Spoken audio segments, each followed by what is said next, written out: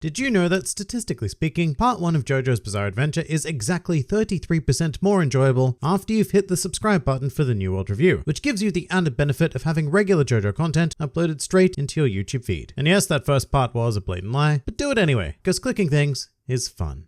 Hello and welcome to the New World Review, your source for everything anime and manga, and today I would like to discuss the near insurmountable challenge presented to all new and prospective fans of JoJo's Bizarre Adventure, which is the seemingly simple task of picking up the series to begin with. Now at this point, it's undeniable that JoJo's Bizarre Adventure is a phenomenon with 126 volumes of manga to its name, as well as a mighty 4 seasons of anime covering the first 5 parts of the series, and a slew of other extended media, so while it may have taken a while, the series now has clear global resonance, especially in regards to meme culture, which we will get into in this video for sure. But despite all of this, I don't think I've ever had a more difficult time with any other series than I have had attempting to summon the desire to actually pick up JoJo's Bizarre Adventure. And I don't think I'm necessarily alone in that experience, because JoJo is a perfect storm of roadblocks that can relentlessly assault a casual reader or watcher and just turn so many people away in its early stages, or even before they even embark on their journey. And it's not as simple as saying something like, yeah, look, you just got to get through Phantom Blood and then everything will be a-okay, because the barrier for entry is much more severe than that, which is what we are here to discuss. So before even actually engaging in part 1 of JoJo, there are a couple of very core problems that prospective fans will be faced with, one of which is the very simple issue of length. JoJo's Bizarre Adventure is a series that has been running ever since 1987, which makes it one of the rare ongoing manga series in the world that is even older than me. And that comes with a very rich history, but also an arse ton of chapters and or episodes, which for some people may be incredibly exciting, sort of like a new mountain to scale, but for an awful lot of others, especially the majority of people my generation, being millennials by the way, I'm not that old, but for younger generations this can be a bit of an unappealing proposition when you could instead spend that time engulfing multiple other shorter series. And in this regard, I speak from the perspective of being a long-time One Piece fan. I remember when I was in high school trying to get my friends into the series, and the moment they found out that it was gasp over 400 chapters long, they lost all ambition to give it a go. Cut to modern day and One Piece is rapidly approaching the 1,000 chapter mark, and that issue has sadly only become more difficult. And JoJo is very much in the same boat, because at this stage it also sits at well over 900 chapters, as well as an impressive mountain of episodes to go through if that's your jam. I mean, just looking at the Crunchyroll JoJo page for the first time was like, wow, there is a lot to this series, a lot of strange stuff, and I just don't know if I have the time to commit to it. But then if you want to give it a go anyway, well, what do? I guess you check out the first few episodes to form a solid impression of the series, and then you run into, oh dear God, no. But before we hop into that, JoJo has another big problem from a completely outsider perspective, which is the lack of a solid brand identity. And I'll go back to One Piece as an example to illustrate this, because even someone who is in no way a fan of the series will understand the core of One Piece. They'll know Luffy, or they'll at least know his image, as well as the selection of the Straw Hats, and they will have an innate understanding that the primary concept of this world is piracy and adventure, helmed by these figures. And One Piece is of course much more complicated than that, but it's an easy constant to grasp onto. Meanwhile, JoJo's Bizarre Adventure does not have this anchor. Seeing screenshots, memes, or promotional material from the series does not provide an outsider with an overall impression, because it is divided into 8 parts, each with their own protagonist and each with their own genre of storytelling. And this shifting is most certainly one of the key elements of charm in regards to JoJo, but on the outside, it can appear muddled and confusing. I mean, what is this series about? Is it about energy-fueled combat? Is it about summoning monsters to do your bidding? Is it like a slice-of-life comedy or a gangster drama? Or even a jaunt of 2 best buddies in the Old West? And the answer is, look, it's all of that.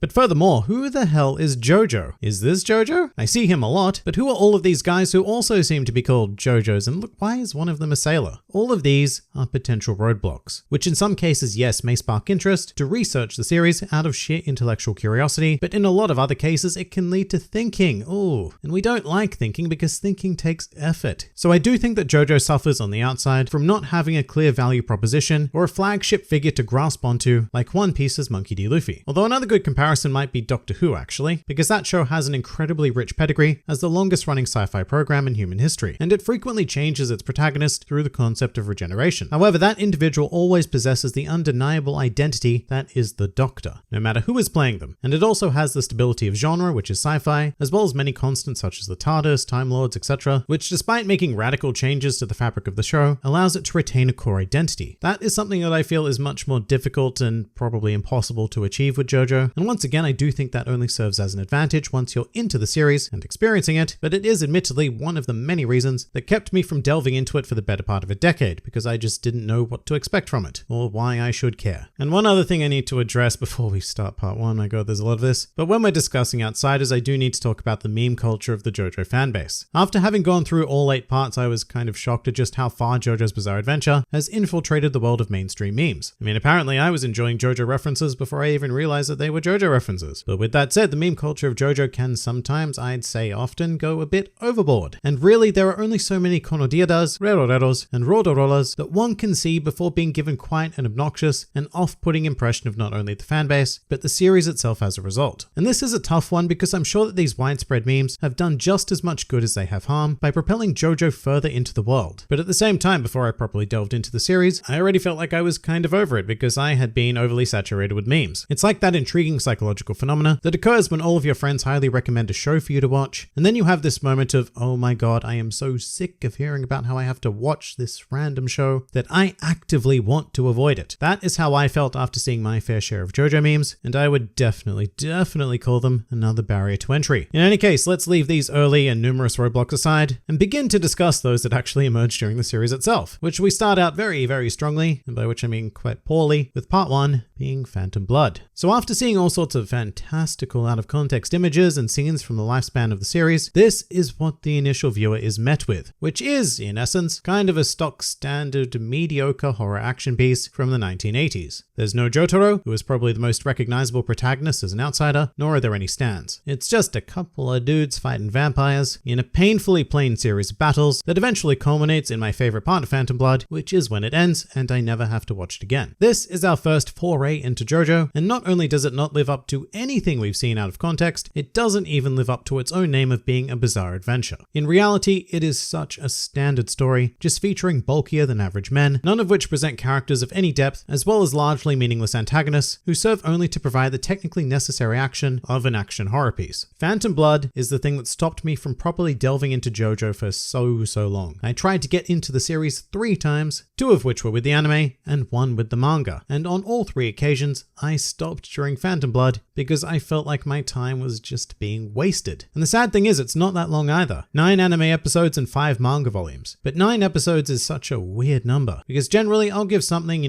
maybe 3 to 5 episodes to pique my interest before dropping it. So 9 it's a surprisingly huge ask. I mean, at that point, you're looking at what, just over 3.5 hours of anime? Yeah, that's a lot, especially when you're not enjoying it. And some people have come up with like a fun solution for this, which is to skip part 1 and then immediately begin with part 2, or in some cases even part 3, which I will emphasize should never be done. Part 1, whilst underwhelming on its own, is the foundation for everything to come after it. Without the knowledge of these mundane events and characters, the effect of future parts, especially 2 and 3, are heavily minimized, and that becomes a roadblock of its own. Because if you aren't equipped with the history, the chances of losing interest in events you don't fully understand skyrockets. So you're left with this horrendous situation where you must force your way through part 1 for maximum enjoyment of everything else, and I think that the best solution to this I've heard so far is to sit down and just make a day of watching it with friends so you can keep each other entertained instead of just being bored and giving up. Here's the thing though, let's say you get through Phantom Blood, and to be quite frank, you deserve a medal for doing that. Then you move on to Battle Tendency, and look, you probably enjoy it, if for the only reason that it's not Phantom Blood, and then you think that you're clear from the JoJo roadblocks. Yeah, well, you're wrong. Because along comes part 3, Stardust Crusaders, and it has some changes it would like to make. A lot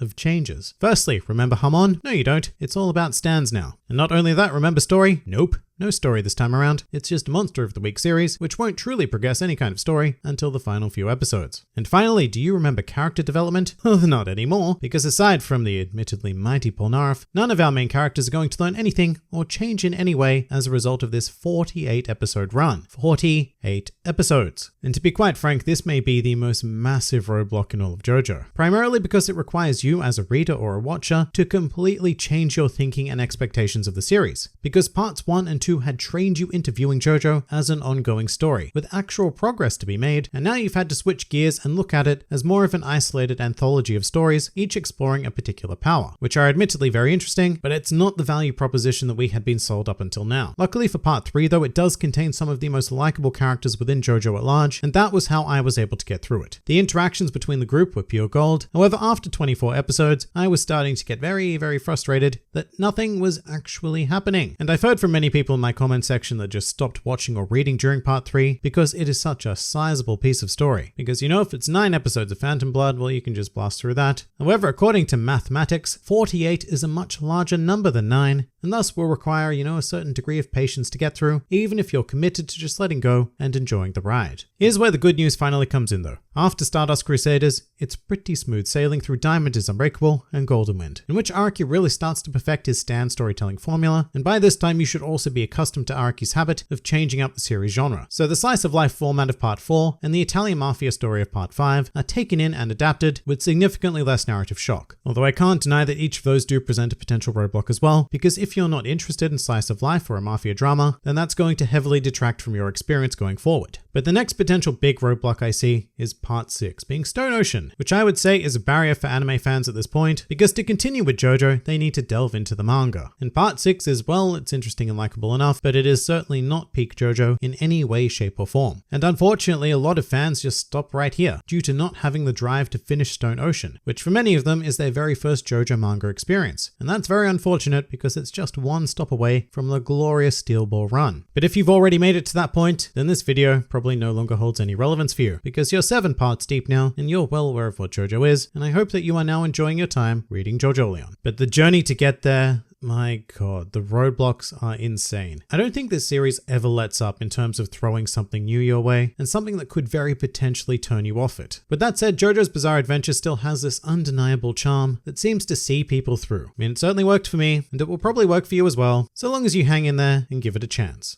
But what do you guys think? Please do leave your thoughts on how easy or not it is to hop into JoJo's Bizarre Adventure in the comments below, and if you're keen on more JoJo content, then please do check out some of my other videos, and even subscribe to the channel for regular JoJo wonder delivered straight to your YouTube feed. This has been the New World Review, and I'll see you next time.